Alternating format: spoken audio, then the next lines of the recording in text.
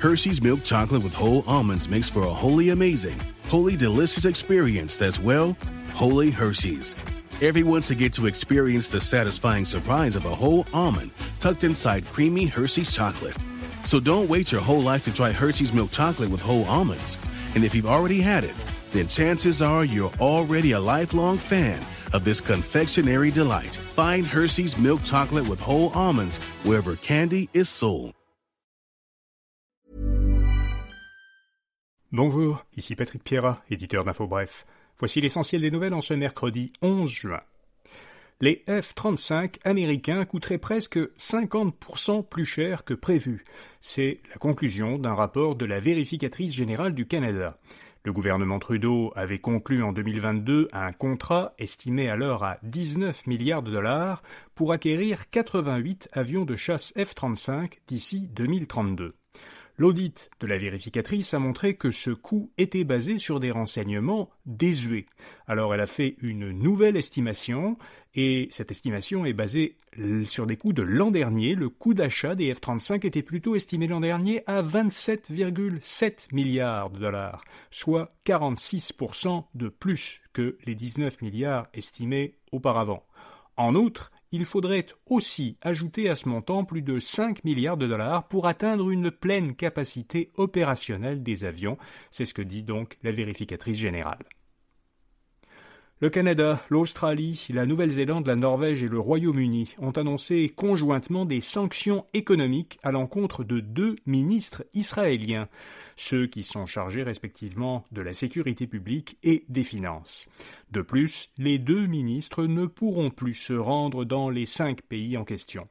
Le gouvernement canadien et ses alliés reprochent aux 2 ministres d'avoir incité des colons israéliens à la violence contre les Palestiniens en Cisjordanie. Les sanctions concernent principalement la création de nouvelles colonies en Cisjordanie. Les pays ont précisé que cette situation ne peut pas être dissociée de ce qu'ils appellent la catastrophe dans la bande de Gaza. Québec ne compte pas baisser les frais de scolarité des étudiants non québécois.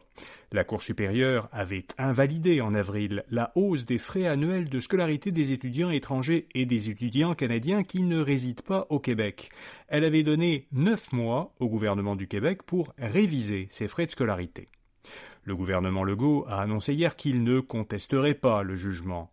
Mais la ministre de l'Enseignement supérieur, Pascale Derry, a indiqué que le gouvernement maintenait le cap sur sa hausse des frais de scolarité. Elle soutient que le Québec n'a pas à garantir l'accessibilité financière aux études pour les non-québécois.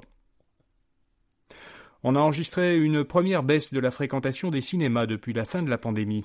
Selon une enquête de l'Institut de la statistique du Québec, les cinémas québécois ont accueilli l'an dernier 13,5 millions de spectateurs. C'était 7% de moins qu'en 2023 et 28% de moins qu'en 2019.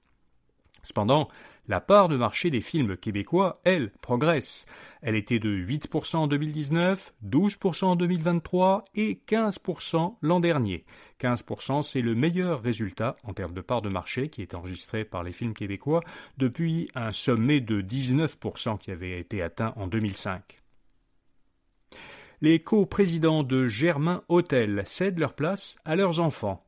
Marie-Pierre et Hugo Germain, qui sont cousins, ont remplacé leurs parents, respectivement Christiane et Jean-Yves Germain, à la tête de l'entreprise de Québec qui a été fondée il y a plus de 35 ans.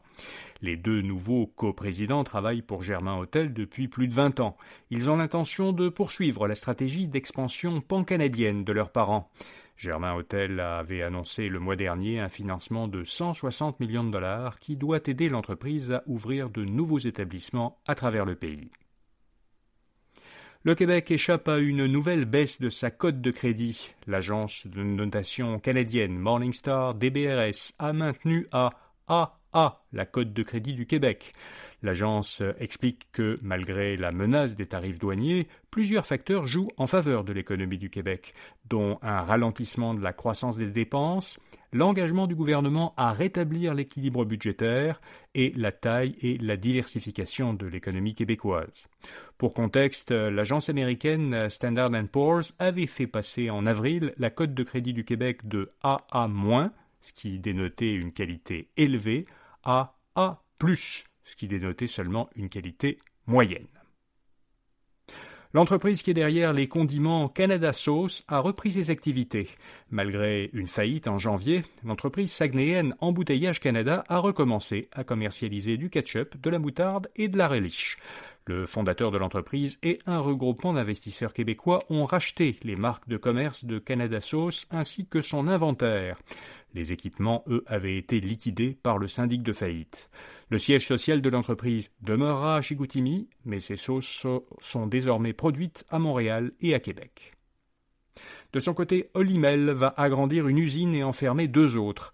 L'entreprise va investir 142 millions de dollars pour moderniser et agrandir une de ses usines à Trois-Rivières, en Mauricie. Cette usine va augmenter sa production et se chargera désormais de toutes les étapes jusqu'à l'emballage. En parallèle, Olimel va fermer 2 usines au printemps prochain, l'une qui est aussi située à Trois-Rivières et l'autre située dans l'arrondissement d'Anjou à Montréal. L'entreprise dit qu'elle offrira une possibilité de relocalisation aux presque 300 employés qui sont touchés par ces fermetures. Aux États-Unis, Meta réunit des experts pour créer un nouveau centre de recherche en intelligence artificielle.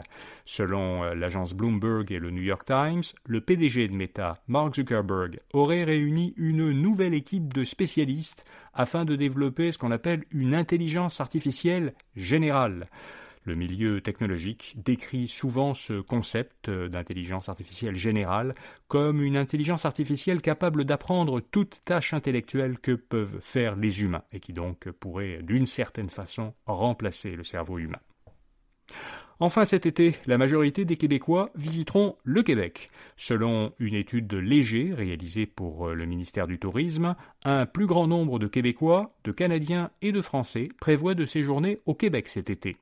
Alors plus précisément, parmi les personnes qui effectueront un voyage d'au moins une nuit, la proportion de ceux qui voyageront au Québec est de 62% chez les Québécois, c'est 8 points de pourcentage de plus que l'an dernier, 21% chez les Ontariens, 5 points de pourcentage de plus, 19% chez les habitants des provinces de l'Atlantique, 7 points de plus, et 6% chez les Français, 2 points de plus. Donc 6% des Français qui vont voyager à l'extérieur et passer au moins une nuit à l'extérieur viendront au Québec. Près d'un voyageur canadien sur 3 a choisi de visiter le Québec plutôt que les États-Unis. Voilà, vous savez l'essentiel. Tout de suite après ce bulletin de nouvelles dans le flux du balado Info Bref, vous pourrez entendre le plus récent épisode de Éclairage politique. Notre collaborateur Patrick White revient sur la décision de Mark Carney d'augmenter de façon très importante à court terme les investissements dans le secteur de la défense. C'est d'ailleurs le dernier épisode Éclairage politique avant une pause pendant l'été. Avant de reprendre à l'automne, j'aimerais savoir ce que vous pensez de cette formule d'éclairage où on se concentre sur un sujet pendant une dizaine de minutes sous la forme d'une conversation avec un collaborateur spécialisé. On envisage d'utiliser cette formule plus souvent sur d'autres thèmes et avec d'autres collaborateurs, mais avant, on a besoin de connaître votre opinion et votre intérêt pour le type de contenu audio-vidéo qu'InfoBref pourrait ajouter à notre bulletin de nouvelles quotidien. Alors vous trouverez dans les notes de cet épisode un lien vers un court sondage. Ça nous serait vraiment très utile que vous preniez 1 minute pour y répondre. Merci d'avance, bonne journée et à demain matin. Jen has ordered a decadent seafood tower, king crab legs, lobster tails, and a waterfall of caviar. Pricey? You bet. But Jen worked with Empower on her savings and investment strategy and planned for splurges like these. She got good at money, so she can be a little bad. Ooh, champagne. Empower. Invest well, live a little. Start today at Empower.com. Past performance is not indicative of future returns. Investing involves risk. You may lose money. Advisory services are provided for a fee by Empower Advisory Group, LLC, EAG, a registered investment advisor with the Securities and Exchange Commission. OMG, those shrimps are really jumbo.